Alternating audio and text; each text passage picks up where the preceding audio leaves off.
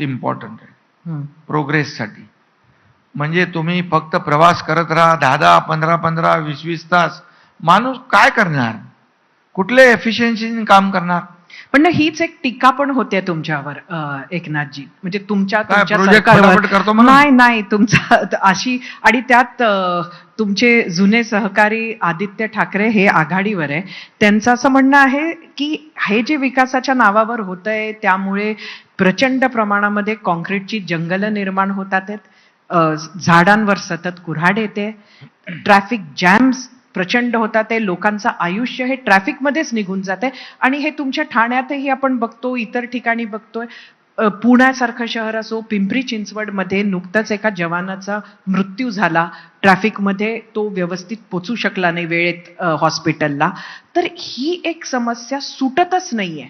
तर विकास करताना काहीतरी ऑल्टरनेट विचार व्हायला हवा की नाही? आता विकासाशी का मी टीका करत नाही, पण तुम्हाला मी सांगतो, आता मुंबईमध्ये दर पावसाळ्यामध्ये खड्ड्याचा प्रवास करायचे लोक, होय, अपघात व्हायचे, कोणीतरी गाणं पण केलं होतं त्याच्यावर, बरोबर आहे?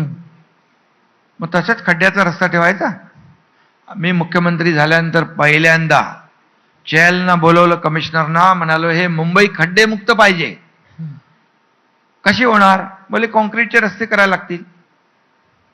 बोले काय प्रॉब्लेम आहे? बोले काहीच नाही. मग का ठेवलंय? बोले तुम्ही सांगा, करतो. 2 फेजमध्ये आम्ही मुंबईचे कॉन्क्रीटचे रस्ते करण्याचा निर्णय घेतला. मला वाटतं जवळपास 1 फेज कंप्लीट होण्याच्या मार्गावर आहे, दुसरा फेज पण वर्षभरामध्ये कंप्लीट होईल. मुंबई खड्डे मुक्त करणं गुन्हा आहे,